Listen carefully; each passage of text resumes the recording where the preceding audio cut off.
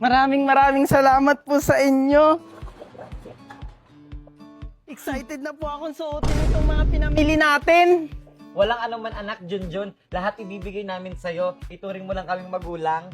At saka kailangan mo yan kasi wala ka pang gamit. Sigurado ako, pupogi ka dyan lalo sa mga pinamili natin. O tara na, maglilinis pa ako na magiging kwarto mo, Junjun. Sige po. Excited na akong buksan. Sino yung batang kasama ng mag-asawa? Hoy, Mare! Sino yung sinisilip-silip mo dyan? Yung mag-asawa ni Valerie at Marco. O anong meron sa kanila? Kasi Mare, nag-shopping sila. May kasama silang bata. Ano? Siguro, sinubukan na nila mag-ampon. Siguro nga Mare. Saan kaya galing yung bata? Alam mo, itanong na lang natin pag nakita natin si Valerie. Wow! Ang ganda talaga nito! O ayusin mo na dyan ha, itatapon ko lang to. Oh, Mare, andyan pala kayo? Hi, Mare! Sino nga pala yung kasama mong bata kanina? Oo nga, Mare. Sino pong kausap nyo, ate ba? Mama, okay? Mama Valerie. Ikaw? Bakit? Kilala mo siya? Hindi. Pero di ba ikaw yung batang madungis na nagtanong sa akin nung nakaraan? Oo, ako po yun. Mama, siya po yung sinasabi kong siya yung nagturo ng bahay nyo. Ganun ba? Maraming salamat sa'yo, Mare, ha? Inampun mo yung batang yan? Ipulubi yan eh. Yak! Ew! Ano ka ba naman, Valerie? Sa dami-daming aampunin, sa pulubi pa talaga? Kaya nga.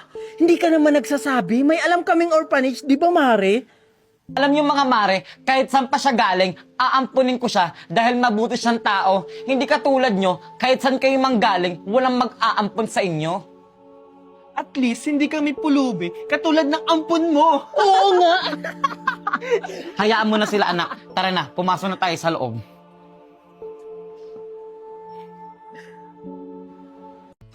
Ito na yung kwarto mo anak, Junjun. Wow! Ang ganda naman po ng kwarto ko, Mama Valerie. Salamat po! Simula mamaya, diyan ka na matutulog ha. Opo, Mama. Sige na, i-enjoy muna yung kwarto mo at magluluto muna ako doon ha. Sige po. Sige. Sigurado ako, Marco, matutuwa si Junjun kapag nalaman niya na papasok na siya sa eskwelahan. Sigurado yan, matutuwa yung anak mo. Good morning, Mama at Papa! Good Good morning, anak. Buti naman gising ka na. Wait lang, pagtitimplang muna kita ng gatas mo. Thank you po, Mami! Kamusta yung tulog mo? Mahimbing ba? Opo, Papa. Sobrang sarap ng tulog ko. Anak, ito pa rin gatas mo. Thank you po, Mama. Oo nga pala, may surprise kami ng papa mo. Ano po yun? Sigurado ako, matutuwa ka, Junjun. Ito anak, Junjun. Ano po to, Mama? Buksan mo na lang para malaman mo. Wow! Uniform! Mama, Papa, papasok na po ako ng eskwelahan? Oo, anak. Talaga po! Yes! Thank you po, Mama! Thank you po, Papa! Pasok ka na sa school ha. Mag-aaral ka na mabuti. Siyempre naman po, Mama! Sisikapin ko po sa school para maging first honor ako! Yan yung gusto ko sa anak ko. Sus! Basta ako, mag-aral ka lang ng mabuti. Masaya na ako. Sige na, Han. Junjun, aalis na ako. Papasok na ako sa work ko. Mag-ingat ka, Han, ha? Mag-iingat ka po, Papa! Ito na yung kwarto mo, anak, Junjun. Wow! Ang ganda naman po ng kwarto ko, Mama Valerie! Salamat po! Simula mamaya, diyan ka na matutulog, ha? Opo, Mama! Sige na, i-enjoy muna yung kwarto mo at magluluto muna ako doon, ha? Sige po! Sige. Sigurado ako, Marco, matutuwa si Junjun kapag nalaman niya na papasok na siya sa eskwelahan.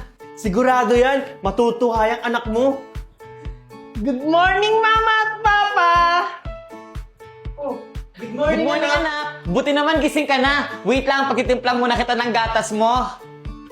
Thank you po, Mami! Kamusta yung tulog mo? Mahimbing ba? Opo, Papa. Sobrang sarap ng tulog ko.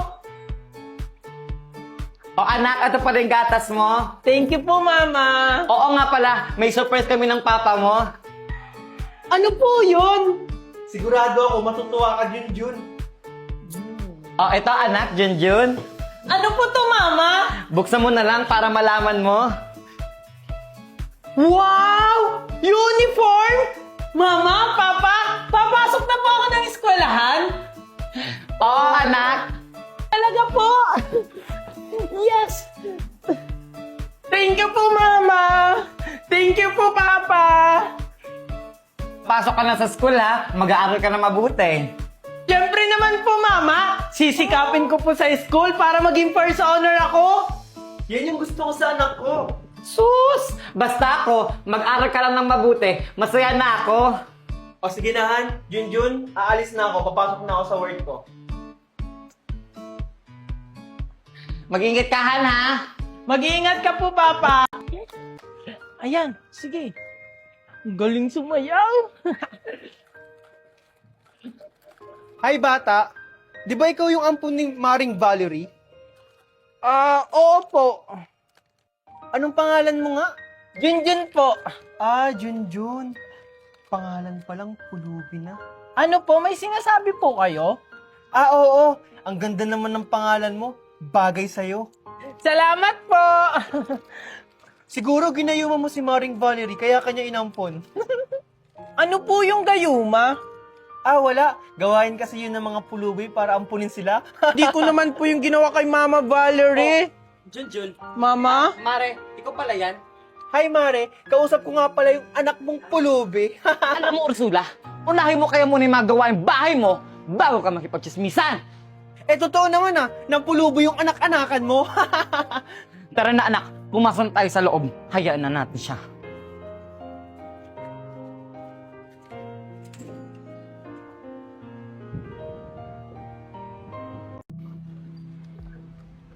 O, Junjun, yung mga sinasabi nila sa'yo, huwag mo na lang pansinin yun, ha? Basta, magpakabait ka lang, okay? O, Junjun, ba't hindi ka pa natutulog? May pasok ka pa bukas. Sorry po, tinapos ko lang po yung pinapanood ko. Akin na phone mo, matulog ka na. Baka malate ka ng gising bukas. First day of school mo pa naman.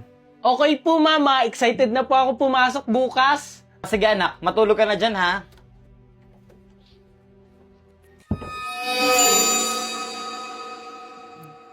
Diyos ko kang bata ka!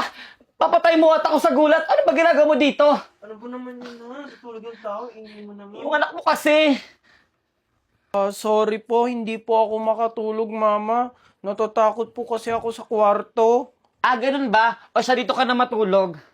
Wag na po, babalik na lang po ako sa kwarto. Ay nako, ikaw talagang bata ka. O sige. Pasensya na po.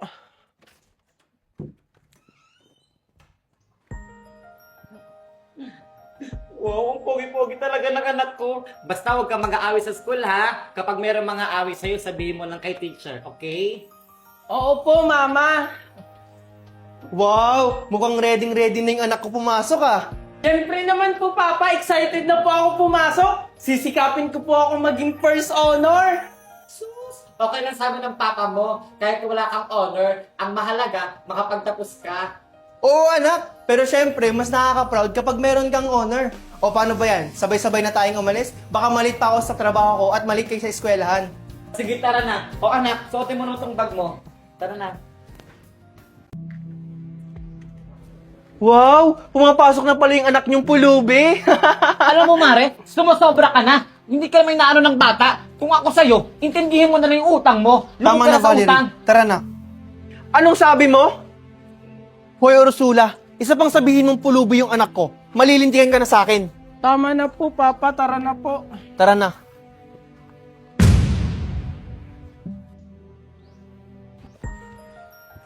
Mama! Tingnan mo, 100 ako sa quiz namin. Talaga, anak? Wow, ang galing-galing talaga ng anak ko. Sabi ko naman po sa inyo, Mama, nagagalingan ko sa eskwelahan. Pagpatuloy mo lang yan, anak. Bakit po, Mami? Okay lang po ba kayo, Mama? Oo anak, medyo masakit ang yung ulo ko. Gusto niyo po bang bilhan ko po kayo ng gamot para makainom po kayo? Ay hindi anak, siguro dala lang to ng pagod. Mama, okay ka lang po ba? Han, nandito na ako. Papa? Papa, si Mama po, masakit po yung ulo at saka sumusuka. Ano? Han, okay ka lang? Anong nararamdaman mo? Tara, dalhin na kita sa ospital. Hindi na Han, okay lang ako. Naku, Han! Huwag matigas ang ulo. Tara, ipapa-check up kita.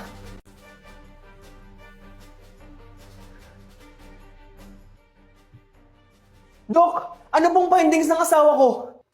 Huwag po kayong mag-alala. Dapat nga po matuwa kayo eh. Bakit po? Congratulations! Dahil yung asawa nyo ay buntis. Ano po? Totoo po, Dok? Narinig mo yun, Han? Buntis ka! Oo Marco, sa wakas may anak na tayo. Thank you, Doc!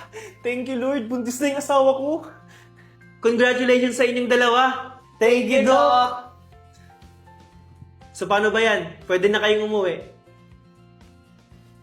Sa wakas, magkakaroon na rin ng kapatid si Junjun. Sigurado ako Han, matutuwa siya pag nalaman niyang buntis ako.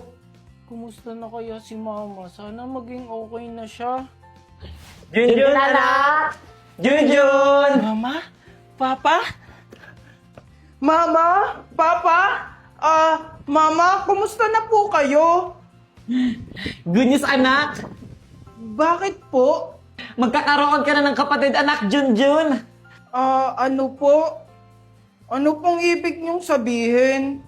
Buntis ang mama mo. Hindi ka ba matutuwa, Junjun, anak, na magkakaroon ka na ng kapatid?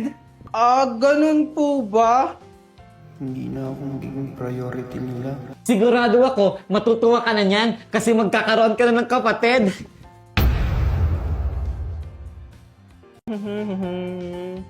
Hoy, Mare! O ano yun, Mare? Balita ko, buntis ka raw. Oo, Mare! Sobrang tuwa ko! Matagal ko na itong iniintay at sa wakas, natupad din! Siguro may dalang swerte si Junjun sa amin! Naku, Mare, nagpapaniwala ka ba dyan? Nagkataon lang yan. So, paano yan, Mare? Isasauli mo na si Junjun? Kasi may anak ka na eh. Ano ka ba, Mare? Simula dumating sa buhay namin si Junjun, naging swerte kami. Hindi magbabago yung pagtingin namin sa kanya. Anak pa rin namin siya. Okay, pero iba talaga yung bata na yan. Sa kutob ko, siya yung sisira ng buhay nyo. Kaya mag-iingat kayo, Mare. O siya, sige, may gagawin pa ako.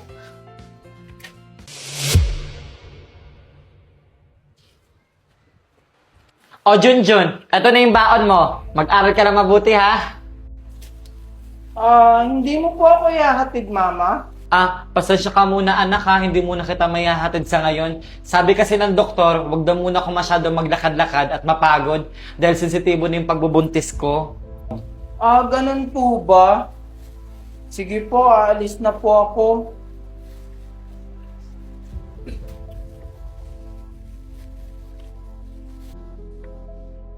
Hi, Junjun! Oh, bakit parang hindi ka nahinatid ng Mama Valerie mo? Ay, oo nga pala. Buntis na si Valerie at magkakaroon na sila ng anak. Tapos ikaw, hindi ka na nila mahal. At gagawin ka nilang katulong. Ay, nasaktan ka ata. Bay batang ampon na pulubi.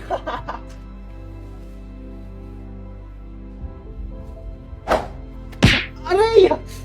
Walang niya ka talagang bata ka. O Mare, bakit ka sumisigaw? Kasi yung anak mo, binato ako. Ay, kinong Mare? Ganun lang yung reaction mo? Ano ba dapat ang reaksyon? Hala Mare, nagdudugo ulo mo! Hala Mare, binato ka ng anak ko, kawawa ka naman. Ganun ba dapat? OA. Deserve.